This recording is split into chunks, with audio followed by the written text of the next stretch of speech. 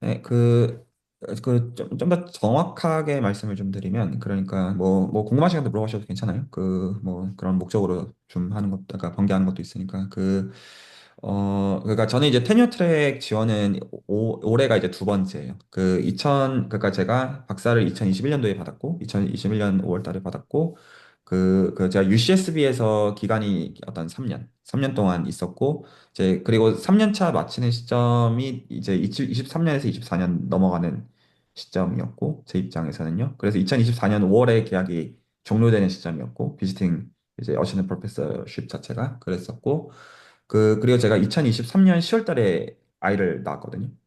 그러니까 어떤 오판이었냐면 될 거라고 생각하고, 스테이블 포지션이 애를 낳았는데 안 된 거죠. 근데 이제 정확한 레코드는 그, 6개 정도 이제 전화 내지 이제 줌 인터뷰를 받고 정확하게 8개 중에서 8개 정도 요청을 정확하게는 받았고요. 8개 중에서 6개 정도 줌 인터뷰를 받았고 그 중에서 하나 이제 최종이 됐어요. 최종이라고 하면 보통 3명 중에 한 명을 뽑는 그 과정을 지칭해요. 그래서 그리고 나서 안 됐어요. 그리고 나서 2024년, 그러니까 작년 이제 3월 달에 최종 갔다가 떨어졌고, 떨어진 다음에, 그 다음에 이제, 그리고 그 중간 과정들에서 그러니까 수학 전공들이 통상적으로 이제 퓨어 매스, 그리고 어플라이드 매스, 그리고 액추얼리는 조금 좀 다른 프로그램이라고 봐야 돼요. 어플라이드랑도 액추얼리는 좀 다른 프로그램이고, 보통 그 정도로 얘기를 할 때, 제 지금 속한 거는 이제 퓨어 매스 쪽이다 보니까, 기본적인 속성 자체가, 그, 좀 조속하게 표현하면 존나 어렵거든요. 이쪽은 어플라이드나 뭐 딴 쪽이 쉽다는 뜻은 아니에요. 근데 이제 순수 수학은 정말 극강으로 거지같이 어려워요. 그래서 어쨌든 안 됐고 그리고 나서 이제 올해 이제 해서 지금까지 인터뷰 본 거는 한 20개 정도 인터뷰를 받고요. 20개 정도 인터뷰를 받고 이제 제일 처음 이제 최종 인터뷰 온 곳에서 그냥 오퍼 제안을 준 거예요. 그런 상황이어서 아마 사실 2, 3월에도 계속 사실 이제 인터뷰 요청은 올 거거든요, 사실은. 근데 사실 이제 여러 이유 때문에 그냥 정착할 생각은 사실 마음에서는 정한 상태. 물론 어떤 소위 말해서 이제 연봉 협상이나 이런 것들은 좀 해야 되는 상황이에요. 아직 최종 사인을 한 상태나 그런 상태는 아닌데 어쨌거나 지금 저한테 이제 선택권은 주어져 있는 그런 상황이고요. 상황 자체는 어 그런 중이고 그 이게 좀 약간 그런 게 있어요. 그러니까 이제 만약에 이제 혹여나 이제 PhD 지금 이제 염두에 두시고 공부하시고자 하시는 분들은 당연히 이제 PhD 할 때 제일 이제 생각하는 이슈가 내가 나중에 교수가 될 수 있느냐 이거인데 진짜 아무도 몰라요. 그리고 거의 안 된다고 보면 맞아요. 그러니까 이게 개개인이라는 무시가 아니라 자리가 너무 작아서 사실 이 스테이지 제일 어렵거든요. 지금 제가 현재 통보하고 있는 이 스테이지가 제일 어렵고 가령 이제 제가 예시를 두 개를 들어드릴게요. 이게 왜 어려운지를 좀 약간 조금 더 직관적으로 와닿게 말씀을 드리기 위해서 그 제가 이제 최종 인터뷰를 지난주에 가서 그러니까 이제 그러면 아침부터 저녁까지 사람들 그냥 화장실 갈 시간도 없이 한 열 몇 시간 동안 만나거든요. 아침부터 저녁까지 내내. 그러니까 그렇게 검증 아닌 검증, 그러니까 이발리에이션들이 다 있어요. 만나는 사람들한테 있고 그리고 나서 이제 투표를 해요. 이제 커미티 멤버들이 만나서 투표를 하고 그중에 이제 줄을 세우는 거죠. 누가 1등이냐. 약간 그런 구조인데 그 중에서 이제 한 분이 그러더라고요. 그러니까 지금 그리고 이제 여러 이름들이 기본적으로 있는데 학계 포지션에서도 소위 말해서 제 현재 포지션은 렉처러 포지션도 있고 어드정트 프로페서 포지션도 있고 비지팅 어시스턴트 프로페서 포지션도 있고 뭐 비지팅 프로페서 포지션도 있고 근데 어쨌거나 테뉴어 트랙 라인이냐 아니냐라는 거는 학계에서 많이 당연하지만 어떤 여러 의미에서 갈리는 라인들인데 테뉴어 트랙을 액추어리 쪽은 솔직히 PhD를 받고 되는 경우가 저는 많이 봤어요. 바로 거의 교수가 될 수 있는, 근데 그거는 좀 다른 얘기인 게, 액추어리는 사실 취업이 가능하단 말이에요. 학계랑 무관하게. 그러니까 포닥을 하기도 하지만 포닥을 거치지 않고 교수로 정착하는, 정확하게는 제가 아는 지인들은 다 그쪽이에요. 정확하게 말씀을 드리면. 다 학위 받고 그 시점에서 이제 교수님들이 테뉴어 트랙으로 다 된 것들만 저는 알고 있고요. 정확하게는. 물론 그들이 중에서 어떤 경쟁 풀인지는 제가 모르지만 잘하는 사람들이었을 거예요. 지도 교수도 대단한 사람인 건 제가 알고 있었고 그런 건 있고 순수 수학이랑 어플라이드 쪽을 제가 아는 제 경험에 비춰서 말씀을 드리면 이번 주에 그래서 지난주에 온사이트 가서 그 얘기를 들었던 게 어떤 거였냐면 그러니까 그 통상적으로 순수 수학적으로 테뉴 트랙에 들어가려면 보통 포닥을 한 번에서 세 번을 해요. 보통. 그 포닥이라고 부를 수도 있고 비스팅 포지션이라고 부를 수도 있고 여러 이름들은 그 안에 있어요. 그래서 보통 이제 그 포지션들이 2, 3년 정도거든요. 각각의 그 기관들을 거치는 기간이. 그러면 3년 정도 하면 보통 5년에서 7년 정도를 보통은 겪어요. 이거는 빠른 경우예요. 사실은 이제 그 CV들을 읽어보면 보통 그쯤 걸리는데 그 포닥 포지션 예를 들어서 제가 이제 들은 얘기로만 말씀드리면 2010년도에 워싱턴 대학에서 그 순수학으로 포닥 한 명 뽑았는데 몇 명 몰렸는지 아세요? 한번 찍어볼 수 있겠어요? 여기서 몇 명? 핵심은 어플라이하는데 돈이 안 들어요. 그러니까 누구나 다 지원할 수 있어요. 전 세계에서. 그랬을 때 몇 명, 몇 대 1이었을까요? 보통 천대 일. 그 정도는 아니고요. 아, 그 정도 아닌가요? 네, 500대 1. 1000대까지는 아니고 700대 1. 음. 그러니까 그 쉽지 않죠. 그러니까 그리고 그런 기관들을 그 한 번에서 세 번을 거친 사람들 중에서 테뉴어 트랙이 경쟁이 붙는 구조예요. 구조 자체가. 그러니까 그냥 그런 이제 치킨 게임 상황이어서 어렵고요. 순수학은 일단 제가 경험하기로는 그래서 어 거의 못 살아남아요. 그 지금 이 스테이지에서 물론 그 소위 말해서 뭐 렉처러나 어드정트 프로페서나 비스팅 이런 것들은 할 수 있어요. 할 수 있는데 그 다음 요 어떤 스테이블 포지션이 너무너무 어려운 과정이고요. 그 저도 이게 사실 운이 좋았다라고밖에 생각이 안 들어요. 솔직한 영서로는 왜냐하면 다른 사람들 어떤 경쟁 플레이 있는 사람들이 저보다 못한 사람들이 아니거든요. 모든 의미에서. 그러니까 그 결국 운이 따라준다가 맞고 그리고 이번 주에 그러니까 지금 제가 있는 학교에서 그 이번에 어텐드 프로페서를 두 명을 뽑거든요. 그래서 이제 하나가 이제 제 포지션이었고 지난주가 그거였고 그리고 이제 그 이번 주에는 어플라이드 매스를 뽑아요. 어플라이드 매스 쪽으로 뽑는데 저는 이제 내부인이니까 그 지금 그러니까 사람들 이름을 말하면 안 되지만 그 넷을 이번에 데리고 오거든요. 그 넷 중에 하나가 되는 거예요. 넷 중에 하나가 되는데 그러면 당연한 말이지만 그때 당시에 잡마켓에 의존이 되겠죠. 그러니까 만약에 내가 정말로 잘해가지고 내가 이 정도 실적에 이 정도 어떤 퍼포먼스면 괜찮은데 되겠다 이런 생각들을 할 수 있잖아요. 그 혹은 내가 이렇게 부족한데 내가 될까 이럴 수도 있고 그거는 사람마다 다른 상황인데 그때 잡마켓에서 내가 누구랑 경쟁하는지에 따라 다르잖아요. 그런데 실제로 이제 그 순위가 있거든요. 지금 후보들 중에서 네. 순위가 있는데 누가 오는가 보니까 카타르에서 이제 부교수로 수학 연구만 하던 사람이 1순위예요. 어시스트 프로페서십 자리에서. 그러니까 그 네 명 중에서 그러니까 그 세 명 나머지 세 명도 다 잘하는 사람들이에요. 한 명은 실제로 이미 테뉴어 트랙 교수고 나머지 둘도 사실 이제 너무나 당연히 좋은 기관이 정착할 거라고 보이는 그냥 그런 어떤 이력서들인데 그 한 명이 너무 극강이에요. 카타르에서 거기 그 나라는 술도 못 먹거든요. 그냥 거기서 수학만 연구하던 사람이 지원을 한 거예요. 지금 미국 올라고.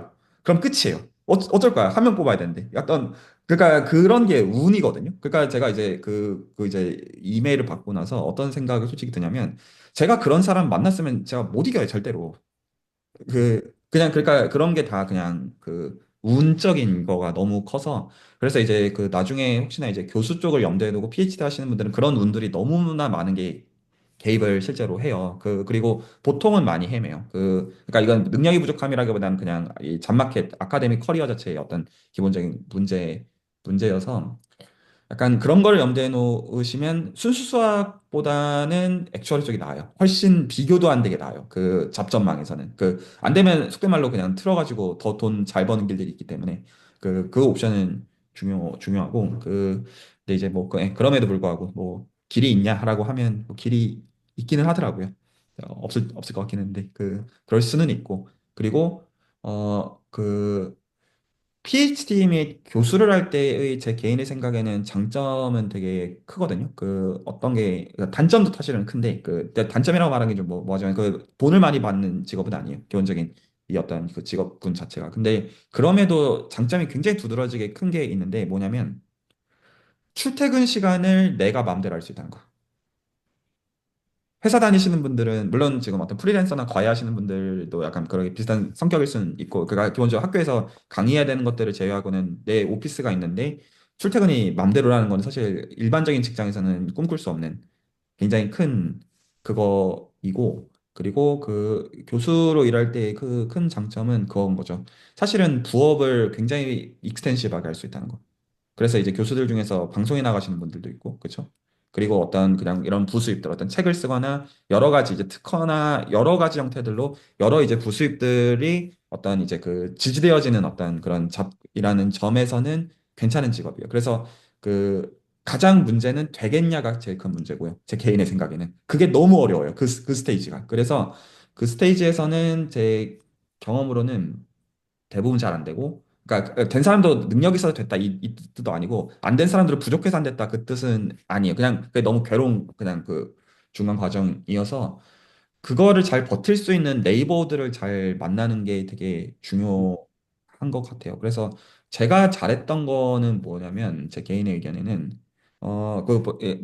여기 다 지금 뭐 저를 포함해서 다 한국인들이지만, 한국인들이 어떤 소위 말해서 학벌에 대해서 갖고 있는 정서들이 있어요. 소위 말해서 그 학부는 이 정도 대학은 나와야 그 다음 커리어가 어떻고, 이런 대충의 전망치들이 있어요. 혹은 솔직히 이런 후르츠 대학을 나오면 이런 건 안 된다. 뭐 이런 나름의 어떤 다 나름의 그 생각들이 있고, 이게 학부에도 기본적으로 대학 어디 나왔냐, 이거 한국 사회에서 되게 중요한 그거잖아요, 기본적으로. 제가 저희가 저걸 동의하는 여하랑 별개로, 제가 그게 중요하게 생각한다는 것 자체는 저희 다 알잖아요. 너무나 익히 아는 그 부분이고, 약간 그런 면에서 나중에 박사학위 어떤 학교나 이것도 다 중요하게 봤거든요. 학벌이 안 중요하다는 말을 하려는 정서는 아닌데, 사실 그거보다 더 중요한 게 뭐라고 해야 되죠? 그러니까 이 과정을 버틸 수 있는 그런 환경을 잘 찾아야 되거든요. 왜냐하면 그 한국에서 보는 어떤 그 학벌의 정서랑 예를 들어서 미국이나 유럽에서 보는 거랑 완전히 달라요. 가령 저희는 지금 유럽에서 어떤 굉장히 좋은 이 학교 이름 들으면 그 학교가 어딘데 이럴 것처럼, 그 예를 들어 미국에서 한국에 있는 좋은 학벌이라는 걸 볼 때도 똑같거든요. 그러니까 뭐 그게 뭔데? 약간 이런 느낌 비슷하다는 의미. 그래서 제가 좀 잘했던 거는, 저는 저랑 맞는 네이버들을 찾으려고 계속 애를 좀 많이 썼던 거가 잘했던 것 같아요. 어쨌든 결과적으로는 제가 이제 그냥 일단 조인한 곳에서 저를 좋게 본 거잖아요. 그래서 제가 이제 지금 오퍼를 받은 곳이. 그러니까 어떻게도 볼 수가 있냐면, 제가 이제 여기를 작년에 조인했을 때 인터뷰를 보면서, 여기는 분위기가 괜찮다. 근데 오히려 외적인 어떤 소위 말해서 학교 랭킹이나 이런 것들로 보면 훨씬 더 좋은 기회들을 찾는 게 맞았거든요. 찾을 수 있었고요. 근데 그렇게 안 하고 어떤 대화를 해보고 괜찮다 싶으면 한번 보는 거죠. 일단 들어가서 한번 어떤 내 의견을 피력을 좀 해보고, 내가 여기 환경이 괜찮은 것 같은데 사람들도 괜찮다고 생각하고 그러면 좀 기회들이 좀 있으면 좋겠다. 한데 이제 그 얘기를 들어줄 수 있는 매니저나 이제 윗사람이 있으면 어떤 좋은 기회들이 주어지는 것 같아서, 저는 그런 거를 잘했던 것 같아요. 어떤 대화를 해보고 괜찮은 기회가 있다고 생각하면 한번 트라이를 해보는 그런 점. 그냥 모든 걸 다 어떤 뭐 머리 굴리거나 뭐라고 해야 되죠?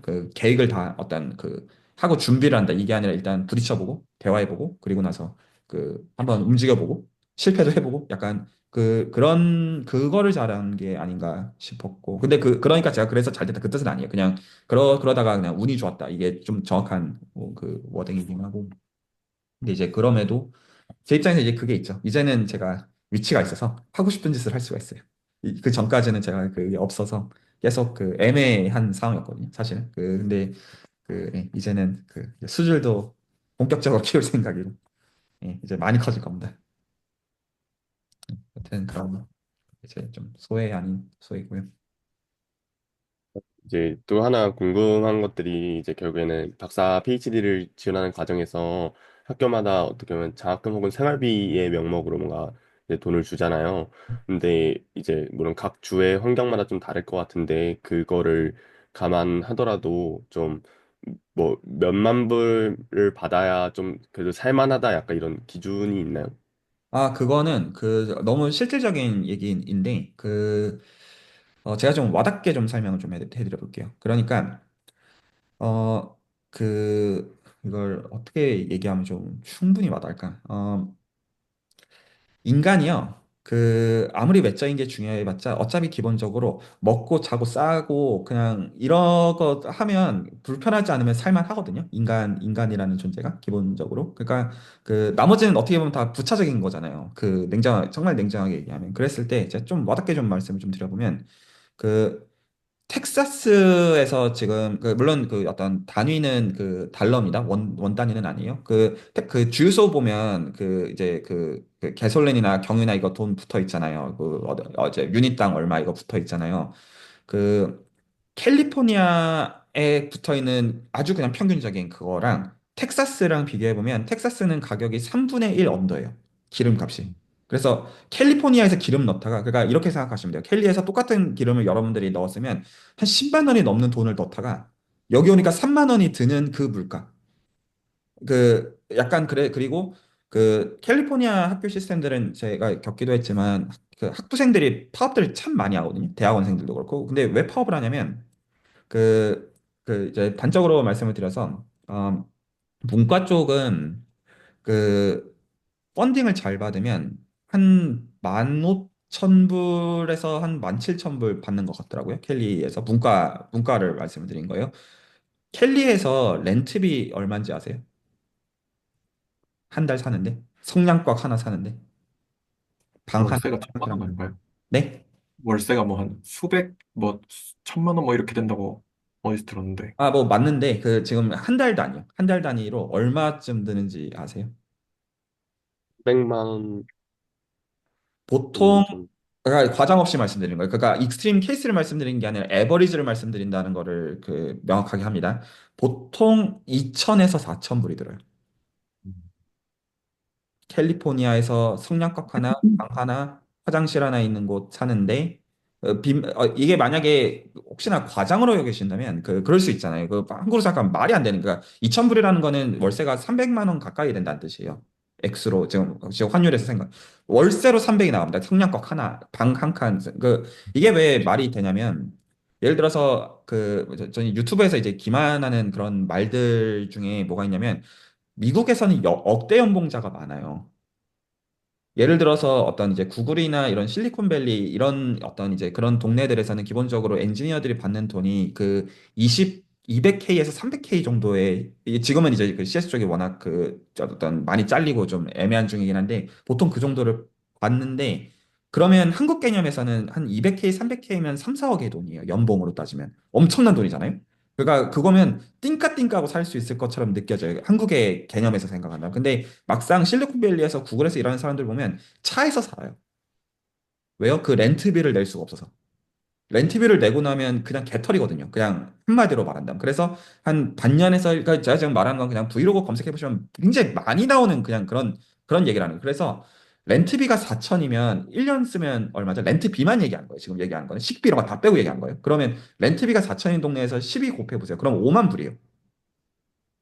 그래서 제 개인의 생각에는 한국에서 억대 연봉을 아까 이제 미국에서 억대 연봉을 1억을 받는다라는 건 제 개인의 그냥 이거 제 개인의 그냥 그 생인데 한국에서는 얼마 언더냐면 5천만 원 언더예요. 제 개인의 생각에. 그러니까 한국에서 연봉 5천을 받는다라는 개념을 대충 저쪽으로 환산을 아주 러프하게는 예를 들어 캘리에 산다 그러면 그 이제 그걸 보통 이제 6디지라고 하거든요. 어떤 100K를 받는다고 해가지고 그러면 한국 개념에서 역대 연봉이니까 성공했냐라는 생각이 드는데 살아보면 성공했다는 생각 안 들어요. 이게 약간 이렇게 얘기하면 네가 배때지 쳐불렀으니까 억대 연봉을 받고도 그거보다 못 받는 사람이 얼마나 많아요. 그 말도 맞는 말이에요. 맞는 말인데 실제로 살아보면 그 생각이 안 들어요. 겪어보면 그러면 집값은 얼마냐? 라고 하면 집값은 기본적으로 1메가에서 2메가. 한국 돈으로 따지면 그러니까 지금 어떤 한국에서는 예를 들어서 강남에서 집 사면 비싸고 그런 거 있잖아요. 잠실이나 어떤 그냥 기본적인 어떤 강남권? 요런 거 말고요. 요런 얘기 하는 거 아니에요. 그쪽 액수로 따지면 이거보다 곱하기 10 이상을 줘야 돼요. 그걸로 따지면. 그 액수를 얘기하는 게 아니라 그냥 어떤 되게 허름한 성냥과 기준으로 1메가에서 한 2메가 사이. 그러면 이거 어떻게 살아요? 렌트비는 이렇고 이제 미국은 전세가 없고 그래서 제가 지금 어떤 펀딩에 대해서 물어본 거니까 말씀을 좀 드린 건데 그래서 이제 한 50 몇 주 정도를 염두에 둘 때 그래서 뭐가 되게 중요하냐면 렌트비. 내가 사는 곳 렌트비. 그리고 기본적인 식비나 이런 기본적인 물가들. 그리고 이제 이제 미국 계신 분들은 그런 얘기도 하는데 김치를 공수하는데 얼마나 걸리느냐. 그래서 어떤 곳은 김치를 공수하는데 지금 근데 배달 같은 것도 워낙 좋은 기업들이 많아가지고 괜찮긴 한데 어떤 곳은 하루 꼬박 운전을 해야지 김치를 살 수 있는 그런 동네, 그런 주. 이것도 좀 다른 얘기죠. 한인으로서 살 때. 그래서 그 어떤 되게 어떤 그리고 어떤 깡촌인데 그 범죄율 높은데 무지하게 싼데 어떤 그 범죄율이 다른 곳에 한 그 크리미널 레이시 한 9배, 10배가 되는 곳. 물론 소수점이지만 그런 곳에 그러니까 온갖 요소들이 그 안에 다 있거든요. 그래서 그 보통 이제 일반론에서는 지도 교수를 보고 가라고 하는 게 맞고 그 어떤 분야를 보고 가는 게 맞기는 해요. 제 개인의 생각에는 맞긴 한데 돈도 중요해요. 한 5년, 4, 5년 이상 머물러야 되면 거기서 스트레스 안 받고 싶은 게 인간으로 너무 당연한 생각이잖아요. 너무나 당연하게. 그래서 그 제가 있었던 그 이제 코네티컷 주립대의 경우는 유콘의 경우는 한국에서는 당시에 이제 유콘이라는 학교를 잘 모르는 그런 학교였었어요. 약간 그런 학교들을 찾는 건 되게 도움이 되는 것 같아요. 어떤 소위 말해서 저평가 우량주. 그러니까 저평가 우량주라는 건 여러 센스인데 나중에 잡전망도 괜찮고 그 돈 걱정해 본 적이 없거든요. 다니는 내내. 그런 거가 굉장히 크더라고요.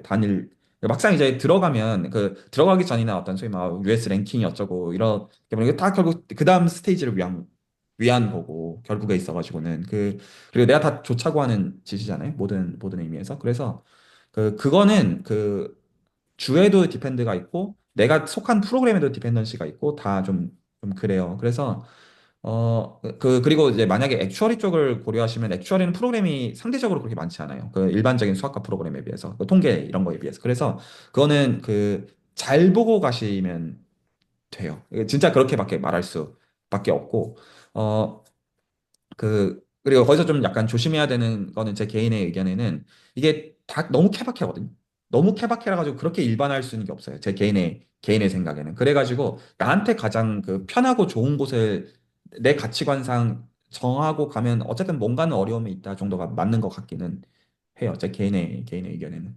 그러니까 제가 이렇게 어떤 풀렸다고 해서 그게 많은 사람들한테 길이라는 의미도 될 수가 없고 이미 어떤 선례가 있다고 해가지고 그게 나한테 조울이라는 법도 사실은 없어요. 모든 의미에서. 그래서 이게 길게 걸리는 거라는 걸 염두에 두시고 어떤 머리를 상상을 좀 잘 해보시면 괜찮은 것 같고요. 그냥 일반론을 말씀드리자면 그래요. 그래서 그 저는 켈리는 솔직히 안 권해요.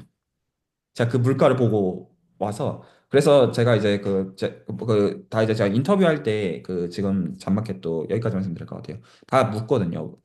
왜 켈리를 떠났냐? 하면 되게 단어가 되게 쉬워요. cost of living. 왜냐하면 되게 쉬워요. 나 거기서 집을 살 수가 없다.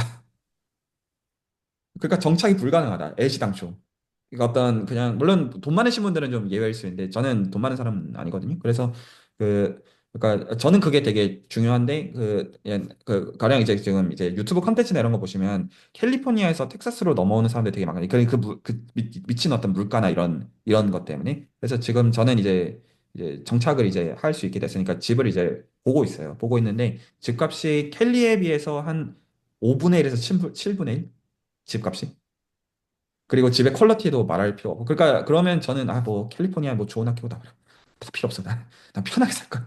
어떤 이런 게 저는 좀 더 그러니까 이건 제 어떤 가치관에 의존되는 거죠. 어떤 사람들은 나 학교 네임 밸류나 랭킹들 이런 거 너무너무 중요하다. 하면 뭐 그것도 이해는 가고 무슨 마음이지? 저는 다 필요 없고 애 뛰어놀 수 있는 거 좋은 집 싼 값에 사가지고 그냥 맘 편하게 살 수 있으면 나는 소시민이라서 그런 게 더 중요하다. 약간 저는 좀 그쪽이고 저는 그쪽이 훨씬 더 와닿는 가치고 제 개인적으로 학교 어떤 네임 밸류나 그럼 뭐 내가 잘하면 되지. 어떤 그냥 그리고 뭐 나 잘리지 않을 만큼 하면 되지. 약간 좀 그런 생각들을 저는 좀 하는 그런 사람이고 그래요. 그래서 PhD 그거는 진짜 그냥 그리고 그 동네 그리고 물가 그리고 그런 거를 비추어 볼 때 보통 뒤지지 않을 만큼 주는데 그것도 좀 잘 따져봐야 되는 그거는 있고 제가 이제 있었던 학교가 좋은 학교였다고 말할 수 있는 근거는 PhD 오퍼를 받은 사람들이 다 차를 끌고 다녔어요. 물론 중고차를 포함해서 하는 얘기예요. 저도 중고차 탔던 사람이고 그래서 차를 끌고 다니기에 생계상 그렇게 어려움이 없다라는 의미로 이해를 해도 괜찮아요.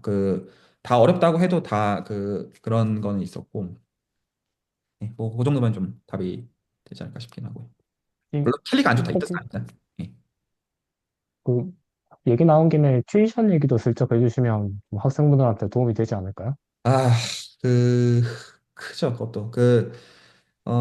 일단은 이방인은 호구거든요. 미국 입장에서 본다면. 그래서 그 두 가지 길이 기본적으로 있어요. 그 이 튜이션을 얘기할 때 기본적으로 1년에 한 6만에서 8만 불 정도 든다고 보시면 맞아요. 그 이제 기본적인 튜이션이 한 4, 5만은 아무리 적어도 들고 매 학기 해서 이제 1년 정도 기준으로. 그리고 생활비가 2, 3만 불 정도 들거든요. 아무리 적게 잡아도. 왜냐면 렌트비나 이런 거 포함하면 3만 불이 적은 돈이 아니에요. 실제로 그 좀 사치나 이런 개념이 아닙니다. 모든 의미에서 그냥 아주 그 최소한의 삶을 살기 위해서. 그러면 그 튜이션비 5만 최소 그 분야를 막론하고 최소입니다. 그 예를 들어 경영대 프로그램이나 돈 많이 버는 그쪽 전공이면 또 얘기가 많이 달라져요. 이거 많이 올라갑니다. 기본적으로. 그리고 학교 랭킹이나 이런 거에 비춰가지고도 예를 들어 아이비리그 스쿨이나 이런 데는 뭐 두 배, 세 배 이럴 수 있어요. 기본적으로. 근데 어쨌거나 그럼 그 튜이션비 5만 생활비 3만, 8만이면 한국 돈은 1억이 넘어요. 1년당. 그러면 석사 2년 하면 돈 보이시죠? 그래서 그래서 이제 일단은, 그리고 이제 만약에 PhD를 내 돈으로 한다 하면 거기서 다시 곱하기 5를 해야겠죠. 그, 그러니까 이제 그 돈을 들이던가. 그래서 오히려 어떤 것들을 찾아보시면 도움이 되냐면, 한국의 어떤 그 약간 그런 신화 같은 건 약간 이런 게 있죠. 소위 말해서 가장 좋은 데서 학위를 하고, 그리고 예를 들어서 아이비리그 스쿨에서 PhD를 하면 그 다음에 인생은 탄탄대로일 것처럼 생각하지만 아니에요. 자, 이제 저는 학벌이 안 중요하다고 생각하는 사람은 아닙니다. 학벌은 매우 매우 중요한 부분이에요. 어떤 공부라는데 이게 네임밸류라는 건 너무 중요한 가치가 맞거든요. 근데 그거보다 더 중요한 게 뭐냐면 여러분들이라면 2년에서 5년에서 한 5억에서 7억을 태우시겠어요? 예를 들어 그거 한다고 해서 자격증이 나오는 것들이 졸업장 하나 나오는 건데 아무 보장이 없어요. 그 다음에 취업한다는 보장이 있는 거가 아니라고요. 그러면 그리고 이제 너무나 그 잡마켓에 몰려있는 사람들이 많을 때 그게 과연 그렇게 가치 있는 그 어떤 종이 쪼가리냐라는 거는 생각해 볼 만한 지점이 맞잖아요. 기본적으로. 이거는 검색해 보시면 많이 나와요. 유튜브에서 소위 말해서 그런 좋은 학교들을 나오고 나서도 어, 내 생각과 너무 다른 그런 선례들은 찾기 어렵지 않으실 거예요. 검색 좀만 해보시면 다 그런 성토하는 사람들은 많고. 그래서 이 튜이션 비를 줄이는 방법은 사실은 정해져 있어요. 어떻게 해야 되냐면 당연히 학교에서 고용돼서 일을 해야 돼요. 그 소위 말해서 티칭 어시스턴트나 리서치 어시스턴트로 고용이 돼서 일하는 걸로써 그게 차감이 되는 게 최선일 수밖에 없어요. 기본적으로 학교 시스템에서 본다면. 그래서 근데 보통 그거를 마스터 때도 주는 학교들이 있어요. 이제 예외적이지만 있어요. 그래서 이것도 학교에 의존이 되어져요. 그래서 이제 마스터일 때도 그런 거를 주는 학교들이 분명히 있고 왜냐하면 어떤 인력이 필요한 어떤 그런 맥락들이 있어서 그래요. 그리고 보통 PhD 프로그램으로 넘어가면 보통 오퍼에서 튜이션 차감과 생활비를 지원해줘요. 이게 사실 커요. 이게 사실 크고, 근데 지금 이제 트럼프 시대가 시작이 됐잖아요. 오늘부터 다시 트럼프 2기잖아요. 그리고 지금 이제 그 중국 쪽이 이제 취업이 너무 안 되고 있는 상황이란 말이에요. 그래서 미국으로 건너오려는 그런 수요들은 지금 계속 많고, 그러니까 미국에서는 좀 막고 싶어 하는 쪽으로 갈 것 같고, 지금 트럼프 정부 이제 다시 이제 시작을 하면서. 그러니까 만약에 내가 그 오퍼를 받으려면 그 경쟁을 해야 된다는 의미도 돼요.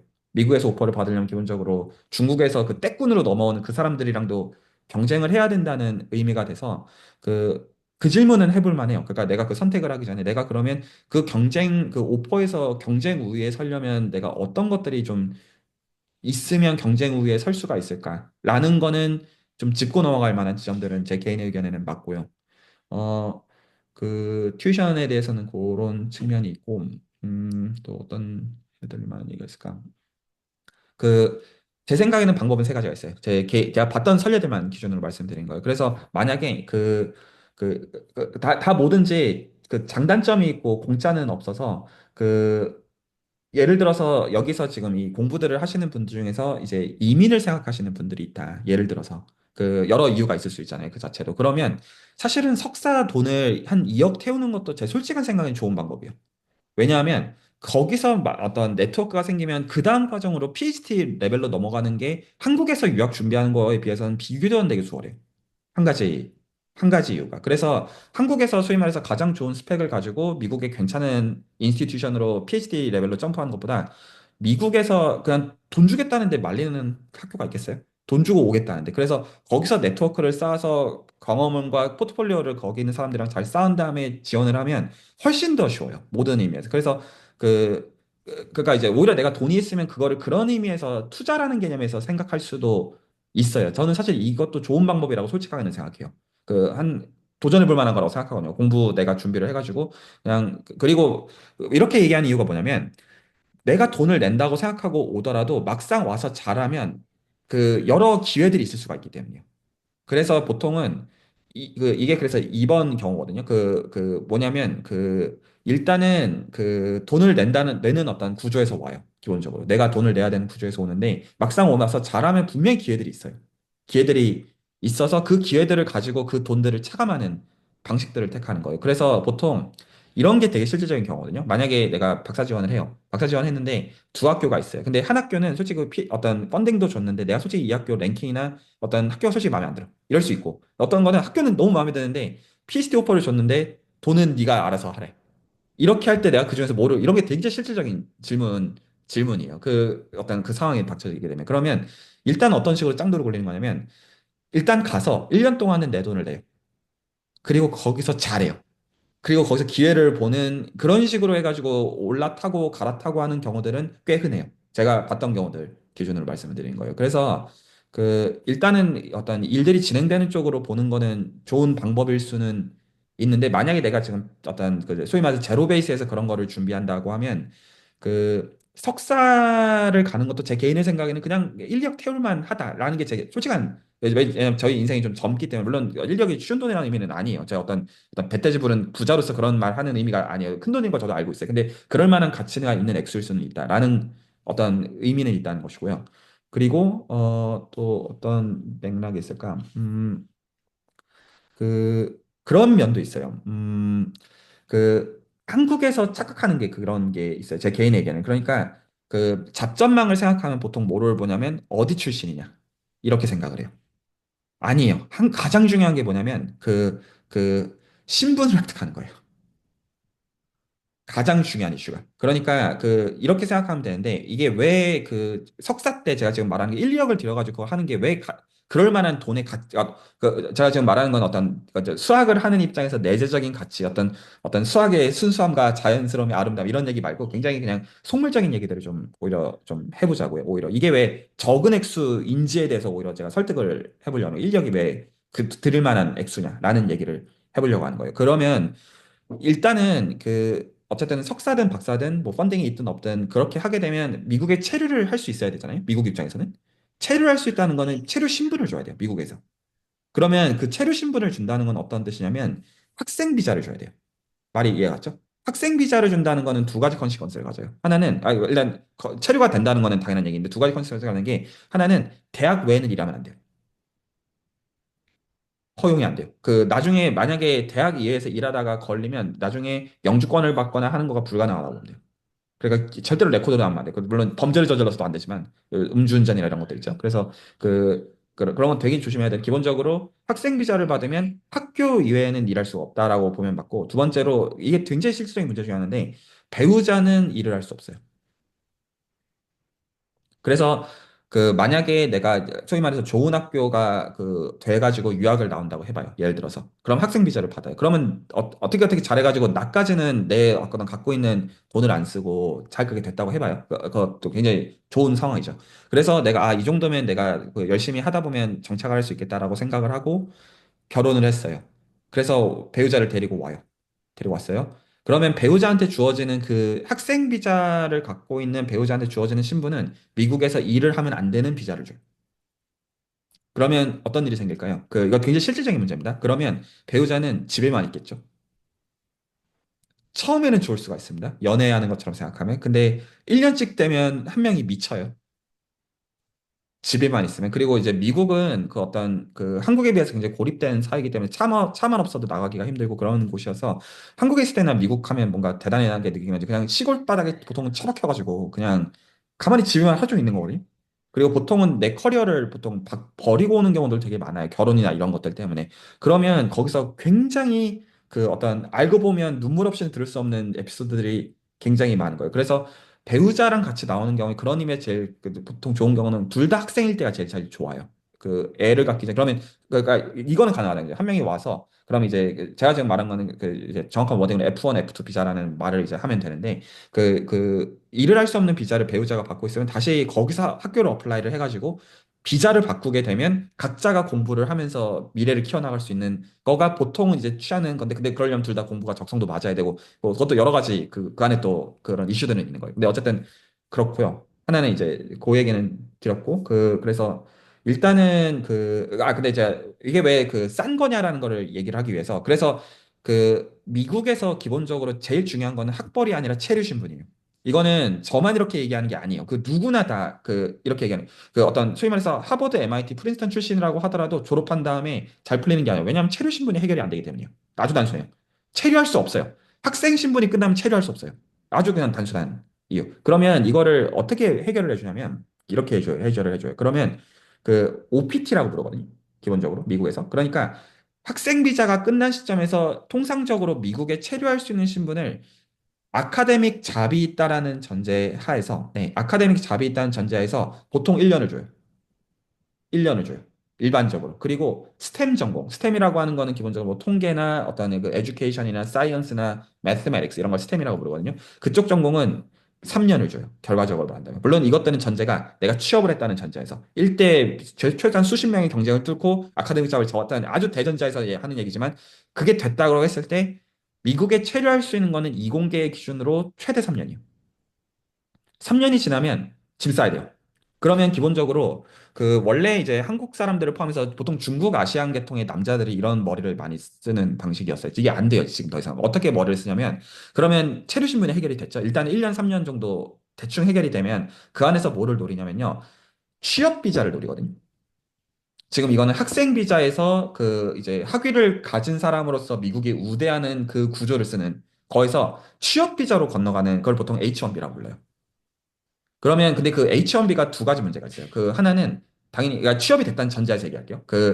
취업이 됐다는 전제에서 하나는 H1B, 그러니까 취업이 됐으면 그 H1B라는 비자를 지원해서 그거가 되면 영주권으로 건너갈 수가 있어요. 그게 되면. 그러면 사실은 큰 문제가 해결이 된 거예요. 가장 큰 게 해결이 되는데 왜 문제냐면 H1B는요. 추첨이에요. 진짜 돌려서 뽑아요. 농담이 아니에요. 진짜로 그렇게 뽑아요. 그래서 운이 좋으면 내가 되는데요. 운이 나쁠 수가 있어요. 말이 이해가 가시죠? 추첨으로 뽑습니다. 내가 거 안에 들어가 있어 그 풀에서 그냥 추첨제예요. 그냥 단순히. 그래서 한국에서 어떤 사람들 호구 잡는 회사들과 어떤 사실 돌 맞아 죽어야 되는 경우들이 어떤 경우들이냐면 취업 비자를 해결해 주겠다고 변호사들이나 이런 사람들이 한인들한테 돈을 이제 몇백에서 1,000만 원 이상 받으면서 이거를 해결해 주겠다라고 거짓말하는 경우가 있어요. 이게 왜 거짓말이냐면 미국에 있는 체류하는 사람들 중에서도 이거가 해결이 안 돼요. 기본적으로. 근데 미국 밖에서 해결이 된다는 건 개소리예요. 기본적으로. 미국 안에서도 해결이 안 되는데. 그래서 이거 어떻게든 이거에서 우위를 점하려고 눈이 뒤집혀 있고 정보를 제대로 모르는 사람들을 호구 잡으려는 변호사들이나 그런 사람들이 많다고 보시면 돼요. 그래서 예를 들어 한국에 체류하고 있고 미국에서 해결이 되어 있는 게 없는데 체류 신문을 해결해 주겠다고 하면 100% 사기꾼이라고 보시면 돼요. 기본적으로 불가능합니다. 트럼프는 막는 사람이지만 트럼프가 와도 불가능한 거예요. 이거는 이건 굉장히 그래서 첫 번째 문제가 추첨제다. H1B라고 하는 어떤 취업 비자를 토대로 해가지고 영주권으로 건너가는 과정 자체가 추첨제다라는 게 첫 번째 문제. 그리고 두 번째 문제가 뭐냐면 다들 이제 예를 들어 이공계 쪽이면 아는 회사 이름들이 있죠. 예를 들어 구글도 있고요. 예를 드는 거예요. 예를 들어 뭐 메타, 페이스북, 보통 빵이라고 부르죠. 이런 회사들이 이제 영주권에 대한 취업 비자를 일절 중단을 작년부터 했어요. 그래서 없어요. 그래서 여러분들이 어떤 이런 얘기예요. 예를 들어서 내가 아이비리그권의 학교에 갔어요. 아싸 이제 내 인생 풀렸어. 좋은 지도 교수를 만나서 좋은 연구들을 했고 취업 비자를 받으려고 했는데 원래는 그 학교들에서 비자 스폰서를 해줬어요. 비자 스폰서를 해준다는 거는 연봉에다 플러스 알파로 들어가는 그 액수에 대한 스폰서십을 회사 입장에서 이 인재들을 킵하기 위해서 해줬다는 뜻이에요. 이제 그거를 회사들이 안 해요. 그러니까 님이 능력이 되고 안 되고 아무 상관없이 회사에서 이제 더 이상 그걸 안 한다고요. 왜요? 미국이 자국주의이기 때문에. 그래서 그 길이 없어졌어요. 그래서 통상적으로 이때까지 그러니까 저도 그 케이스는 아니었지만 어떤 영주권으로 건너가는 그 과정에서 어떤 소위 말해서 괜찮은 어떤 대학에서 PhD를 한 다음에 그 능력을 활용해가지고 취업을 해가지고 거기서 취업 비자를 토대로 영주권으로 건너가는 이게 가장 스탠다드였거든요. 근데 그 길이 이제 너무 좁아져 있어서 거의 불가능해요. 그래서 이거를 해결할 수 있는 한 가지 방법이 있어요. 어떻게 하면 되냐? 이거 하라는 말로 드는 게 아니라 제가 지금 이 모든 걸 설명하고 있는 거는 왜 석사에 때 1, 2억을 태우는 게 그렇게 큰 돈이 아니냐라는 걸 제가 말씀드리기 위해서요. 이게 왜 그 어떤 이제 주판기를 두드릴 때 왜 큰 액수가 아니냐. 그러면 미국에서 어떻게 하면 이 그 어떤 이 영주권으로 건너가는 그 비자를 해결을 해주냐면 그 투자 이민 이런 게 있어요. 소위 말해서 스타트업을 미국에서 세우면 한마디로 말한다면 스타트업을 네가 미국에 와서 세우면 그 주겠다 이게 있거든요. 그거 하려면요. 그 800K 정도가 있어야 돼요. 스타트업을 세워야 되니까. 그래서 투자 이민 스타트업을 세우는 쪽에 그쪽 이민으로 오는 방법이 한 가지가 있어요. 그러면 800K 정도면 한국 돈으로 10억이 넘어요. 그리고 스타트업 세운다고 그게 성공한다는 뜻이에요? 그 뜻도 아니죠. 그거랑 1, 2억 비교해 보세요. 뭐가 더 싼가? 그래서 기본적으로 그 이 이제 석사 때 이제 아니 뭐 처음부터 PhD가 만약에 될 수 있는 상황이면 사실 쉽죠. 근데 사실 그것도 절대 쉬운 게 아니잖아요. 모든 의미에서 그 경쟁풀을 뚫어야 되는 입장에서는. 근데 그거의 확률을 굉장히 높여주는 면에서 미국에서 이렇게 넘어오는 그 돈은 결과적으로 이 액수가 어떻게 들어가는지를 염두에 놓고 본다면 그리고 사실 그 다음에도 계속 그 과정 모든 과정들이 다 문제거든요. 기본적으로. 그래서 오히려 처음에 돈을 제대로 투자의 개념에서 태우는 것 자체가 훨씬 더 쉬운 길일 수가 있어요. 오히려 처음에 차라리 아싸리 내가 돈 낼 생각으로 좋은 대학에 들어가요. 그리고 거기서 진짜 잘해요. 석사 때 잘하는 건 박사 때 잘하는 것보다 훨씬 쉬워요. 그리고 거기서 좋은 기회들을 노리는 거에서 1, 2억이 든다. 나중에 그 돈 들어가는 거를 생각해 본다면 남는 장사라는 게 제 개인의 계산이에요. 이건 말이 되거든요. 그 모든 면에서. 예를 들어서 아이비리그권 학교를 PhD 레벨로 가려면 그 한국에서 이미 그 어떤 두 자리 안에 들어가는 스펙일 가능성이 높아요. 그 알고 보면 그쪽 그 필드에서는. 그렇게는 너무 힘든데 돈 주고 가겠다고 하면 가기가 쉽단 말이에요. 말이 되지 않나요? 그걸 돈 주고 간 다음에 거기서 좋은 기회들을 노려요. 준비가 되어서 간 다음에. 그거가 훨씬 더 그 어떤 가성비가 높은 거가 제 개인의 그 생각이에요.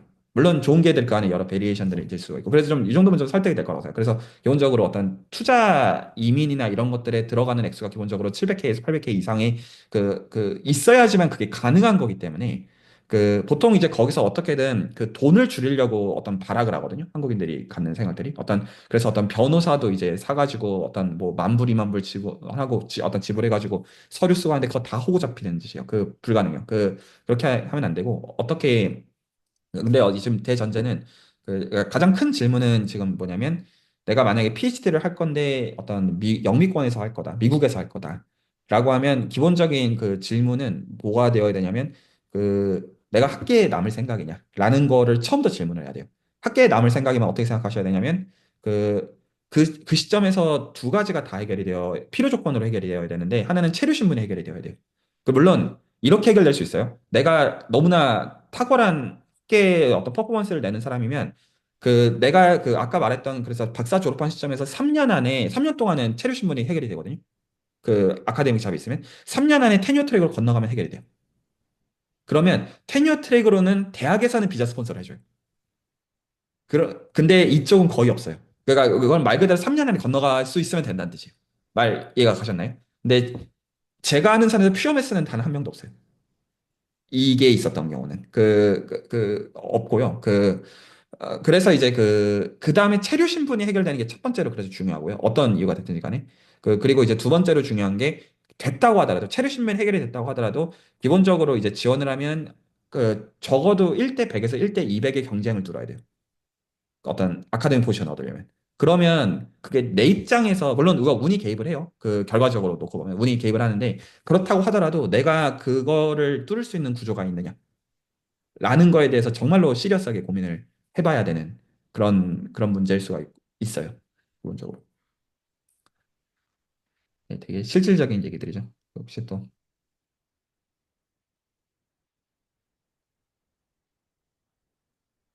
하다 보니까 그냥 사실 그냥 번개한 건데 그냥 너무 제가 무거운 얘기를 한 것 같아요. 그럴 의도로 해서 한건 아니었는데. 혹시 최종 좋은 네, 말씀하십시오. 예.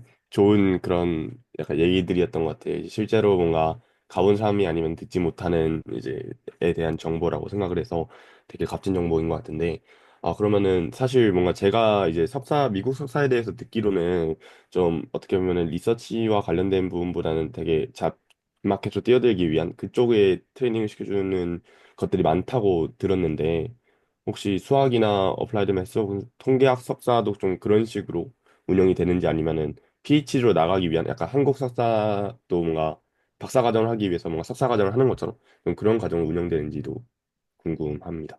아, 그것도 좀 실질적인 질문인데, 제 개인의 생각에는 두 트랙이 달라요. 그러니까 이게 뭐 순수 수학은 어차피 자비랄 게 학계에 남는 것밖에 없어가지고 그때는 그 어떻게 이거 뚫지 이게 기본 그거에서 그냥 할 일이 없고 그 통계나 CS가 사실 또 좀 그러니까 통계 맛 및 CS 자체에 대해서 좀 구분해서 먼저 얘기를 드리고 그 안에서 들어가서 지금 한 질문에 대해서 말씀을 좀 드리면 그 기본적으로 사실 저는 통계나 머신러닝, 전 머신러닝이 어플라이드 스태티스틱이라고 보거든요. 기본적으로 이제 수학적인 견지에서. 근데 그럼에도 잡와이즈하게는 머신러닝 쪽으로 이제 구직을 하면 굉장히 연봉이 원래 지난 4, 5년 동안 괜찮다가 지금 그게 어떤 종말인 상황이에요. 지금 미국 잡마켓으로 본다면. 그래서 어느 정도로 지금 근데 여기서 지금 제가 말하는 건 머신러닝 계통 얘기예요. 그럼 머신러닝에서 보통은 그 이제 그 뽑으면 아니 엔지니어를 뽑으면 보통 CS 배경이거나 통계학 배경을 뽑아요. 통상적으로. 그런데 지금 어느 정도로 2024년이 안 좋았냐면 좀만 검색해보시면 나와요. 그 한 잡 지원을 2,500개 CS 전공. 그러니까 링크드인 같은 거 써가지고 근데 그 다 알고 보면 다 페이크 잡 디스크립션들. 그래서 그러니까 사실 다 네트워크나 어떤 인맥 없으면 사실상은 좋은 잡을 얻는 게 지금 거의 불가능한. 그리고 그 있어도 지금은 거의 힘들어지는 약간 그런 추세예요. 지금 어떤 CS 쪽 잡 마켓 자체는 그런 분위기인데. 그럼 대학교 입장에서는 그 기본적으로 대학교에서는 이 사람들을 위해서 운영하는 게 아니라 대학을 위해서 운영하는 거죠. 너무나 당연한 말로. 그러면 거기서 석사라는 인력은 대학교의 구조상은 어떤 의미가 되냐면 대학에 돈을 제공할 그 감사한 고객들이에요. 그러면 말이 이해가 가네? 그 박사랑 석사랑 개념이 좀 달라요. 그러니까 이게 어떤 학위의 어떤 디퍼런스라는 의미도 있는데 구조상 생각해 보면 박사 과정들은 대학교에서 인력으로 써야 되는 면이 강해요. 그래서 티칭 어시스턴트나 리서치 어시스턴트를 써야 되니까 그거는 액수가 나가야 되니까 그가 사실 그가 결국 대학에는 절대 손해 보는 짓을 안 할 거잖아요. 모든 의미에서. 그러니까 어떻게 보면 어떤 이제 그 고급 인력들을 저가로 쓰는 거예요. 그렇게 해가지고. 근데 석사 인력들은 그런 인력이 아니에요. 배우려고 온 사람들이니까 그 사람들은 돈 내라 이거예요. 그러면 그 돈 내라고 하는 사람들한테 하는 그 어떤 근데 그 사람들 돈 내는 사람들도 이윤이 있어요. 그 유익이 있어야지 그 짓거리를 할 거잖아요. 모든 의미에서. 그러니까 그 유익을 살게 하는 방식은 통상적으로는 두 가지죠. 그 일반적으로 어떤 회사에 들어가거나 아니면 학계에 남는 어떤 박사를 포함해서 그쪽으로 가거나 하는데 석사의 머주얼리티는 당연히 선자예요. 회사로 들어가는 쪽으로의 얘기가 되는 구조를 가질 수밖에 없어요. 기본적으로. 그래서 그 석사 때 기본적으로 프로젝트 와이즈한 방식으로 운영이 될 수밖에 없고, 그리고 거기서 어떤 분야가 지금 전도유용한 분야였으면 통계나 CS 쪽에서 석사 정도를 하고 나면 괜찮은 회사에 들어가기가 나쁘지 않은 그 구조를 기본적으로 갖고 있어요. 그래서 다시 말씀드리지만 이 석사 때 제가 말했던 어떤 돈을 태우는 게 왜 손해가 아니냐면 그러니까 일반적인 의미에서 말씀드리는 거 만약에 이 취업이 된다고 해봐요. 만약에 석사 때 잘 이건 일반적인 얘기예요. 그 석사 때 그래서 내가 한 200K 정도 돈을 썼다고 가정을 합시다. 대충. 그러니까 보통 한 80K 정도가 매년 들어가는 대충 들어가는 돈이라고 하면 단연 150에서 160K를 썼다고 해요. 엄청난 돈을 쓴 거죠. 근데 취업 오퍼를 받으면 보통 그 신입으로 들어가는 게 150K에서 200K예요. 그러면 들을 만한 액수죠. 물론 여기서 대전제는 뭐다? 취업이 된다는 전제하에서. 그게 어렵습니다. 지금은 굉장히 어려워요. 근데 그러니까 이게 수지가 맞는 거예요. 그리고 보통 머신러닝 쪽으로 포트폴리오가 괜찮은 경우들은 한 250에서 300K에서 출발하기도 해요. 그러니까 할 만한 계산이죠. 그래서 한 4, 5년 전만 하더라도 CS 교수님들은 어떤 성토를 했었냐면 석사 제자가 나보다 풀 프로페서는 나보다 돈을 훨씬 잘 벌어요. 성토할 만하죠. 그런 상황이었던 상황이었던 거죠. 근데 지금은 그 말 그대로 이 전제가 지금 너무 힘들어요. 물론 학계에 취업하기 어려운 거야 워낙 어느 분야를 막론하고 정평이 나는 얘기지만 지금은 이제 인더스트리 잡을 얻기도 어려워서 그래서 기본적으로 석사 때는 그 잡 트레이닝을 시키는 구조인데 그래서 이게 어떤 식으로 그게 지금 이제 사실 학계랑 산업계가 좀 어떤 마찰이 있는 구조냐면 제 개인의 의견에는 그런 서죠. 그러니까 머신러닝이나 기계학습, 인공지능이 뜬다는 건 누구나 다 알아요. 그리고 그쪽으로 잡 공고 찾아보면 연봉들이 장난 아닌 거 누구나 다 알아요. 그러니까 다들 어떤 식으로 머리를 굴리냐면 지금 제가 말한 대로 여기 있는 사람들은 머리를 굴리겠죠. 아, 이거 석사 돈? 아, 돈 써. 아이비리그 스쿨 한 1년 100K 써줄게. 나 그 정도 쓸 수 있음. 투자 못 하겠음. 취업하면 200K인데 그깟 200K 내가 못 쓸 것 같아? 할 만한 계산이죠. 그리고 내가 그 2년 동안 내가 이제 죽어라고 하자 할 만한 생각일 거잖아요. 기본적인 어떤 그 생각의 그 방식에 있어서. 근데 문제는 뭐라고요? 취업이 더 이상 안 된다고요. 근데 여기서 취업이 안 되는 게 그 신임에 대한 문제가 아니라 지금 한국도 기본적으로 계속 그 이제 어떤 취업 시장이 작아지는 것처럼 신입들이 대기업 같은 데 들어가는 게 기본적으로 어려워진 구조처럼 여기서도 지금 인공지능이 뜨면서 결과적으로 사람을 자르는 구조가 되고 있단 말이에요. 팀 자체가 그냥 날아가는 구조가 되니까 내 직무 역량이라는 거랑 아무 상관이 없는 거예요. 기본적으로 그냥 기회가 있어야지 하든가 말든가 할 거잖아요. 그런 의미. 그래서 그 제 개인의 생각에는 그러니까 그러니까 일단 그래서 포멀하게 정리하면 이제 그래서 지금 CS 쪽은 거의 지금 잔마켓이 진짜 그냥 개같이 망하고 있거든요. 지금 이제 미국 쪽은 통계는 좀 달라요. 제 개인의 생각에는. 그러니까 통계 쪽은 그래도 약간 어떤 그 고전적인 의미에서의 어떤 예를 들어 시리얼 데이터 분석에 대한 것도 있고 보험에 대한 것들도 있고 계리에 대한 이런 것들은 좀 CS 머신러닝에 섞이긴 하지만 그래도 그 자체의 고유한 특징이 있다고 보는 게 맞아요. 그래서 그쪽에 대해서 예를 들어 그 어떤 보험 계리사나 이런 쪽은 또 좀 다른 얘기예요. 그쪽은 물론 그쪽이 쉽다 이 뜻은 모든 의미에서 전혀 아니에요. 근데 그래서 이제 그 장점들이 있을 수는 있고요. 그 정도는 제가 말씀드릴 수 있고 제 개인의 생각에는 그거 어떻게 판단해야 되냐면 이렇게 판단하는 게 맞아요. 뭘 봐야 되냐면 이게 수학의 언어로 얘기하면 이렇게 얘기하면 딱 맞는데 보통은 그 예를 들어서 이 개념을 한번 생각해요. 예를 들어 저희가 학벌이라는 단어를 보통 네임 밸류라는 단어로 참 많이 대체를 해서 보잖아요. 밸류라는 말을 하면 함수 입장에서 본다면 펑션 밸류잖아요. 뭐를 봐야 되냐면 데리버티브를 봐야 돼요. 이거는 기존의 레거시가 만들어 놓은, 그러니까 기존의 유산들이 만들어 놓은 결과잖아요. 근데 지금 중요한 건 여기서 이 변동성이 중요하거든요. 근데 만약에 지금 이게 올라가고 있는 그런 거냐, 아니면 이거가 높은데 이렇게 내려가고 있는 거냐는 다른 얘기잖아요. 그래서 이거 둘 다 중요합니다. 밸류도 중요한데, 데리버티브도 되게 중요한 정보예요. 그러니까 그 데리버티브를 하려면 변화를 알아야 되잖아요. 그러려면 기존에 어떤 상황이었는지에 대한 맥락에 대한 이해가 반드시 필요해요. 그러니까 이렇게 생각하면 기본적으로 언제나 맞아요. 세상에서 나한테 좋은 거를 주는 사람은 엄마 외에는 없다. 그런데 나한테 좋은 거를 준다는 것은 분명히 이유가 있다. 저 사람은 저 집단은 손해보지 않을 것이다. 그러면 그거를 내가 읽지 못하면 호구 잡힌다는 의미일 수밖에 없다는 거를 보고 생각하는 게 맞아요. 너무 당연하죠. 비즈니스라는 거는 서로가 뭘 주고받는지가 명료한 가운데 익스체인지 할지의 문제잖아요. 근데 내가 만약에 상대방이 이 오퍼를 왜 하는지를 정확하게 몰라. 그러면 손해를 볼 수밖에 없는 구조이기 때문에 말 이해 가시죠? 그러려면 여기서 이 현재의 밸류를 가지고도 설득하려고 하는 경우가 있잖아요. 사실 이 데리버티브가 어떤 상황인지를 좀 봐야 돼요. 그 맥락에 맞게. 그게 제가 좀 드릴 수 있는 이야기이고 약간 이게 단적으로 그래서 말씀을 드려서 가령 이제 제 입장에서는 이제 텍사스 쪽으로 정착하고 싶은 이유가 사실 데리버티브를 보는 면이 되게 커요. 지금은 당장의 밸류만 놓고 보면 훨씬 더 나은 경우들이 있는데 기회들 중에서 말이 납득이 가시거든요. 이거 지금 어떤 흘러가는 상황으로 놓고 보면 이쪽으로 조인하는 게 맞겠다. 약간 이런 계산들을 하는 거예요. 그래서 박사 때도 그 계산들을 좀 하셔야 돼요. 만약에 혹은 취업도 그래서 지도 교수의 어떤 현재 퍼포먼스 이런 것도 있고 학교 네임밸류 이런 거지. 이게 좋아지는 쪽으로 갈 것이다. 결국엔 우린 미래 가치가 필요한 거잖아요. 결국엔 필요한 게 내가 이제 나중에 이제 그 시점에서 필요한 시점에서 그게 좋은 가치면 되는 거란 말이에요. 한마디로 말한다면. 그리고 좀 더 정확하게는요. 저평가 우량주가 최고입니다. 그렇지 않나요? 누구나 다 좋게 보는 우량주는 누구나 다 인기가 많아요. 그래서 그거는 별로예요. 솔직히 말. 그러니까 내가 그걸 얻으려면 나도 그만한 코스트를 지불해야 된다는 센스에서요. 그래서 그래서 정보에 대한 것들도 굉장히 중요하다. 약간 저는 그렇게 좀 말씀을 좀 드리고 싶고 저도 제가 수술하면서는 제가 어떤 갖고 있는 것들은 제가 다 알려드리는 것 같아요. 기본적으로 어떤 일단 그다음부터 뭐 제가 아는 것도 알려드리는 거야. 뭐 저한테 어려울 게 없으니까 그런 거는 있고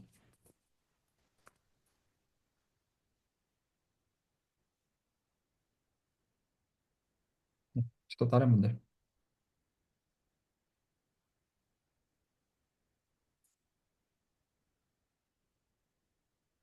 뭐 너무 유학유학 얘기가 돼버리긴 했는데 그냥 얘기를 하다 보니까 그런 맥락이 좀 됐습니다. 죄송해요.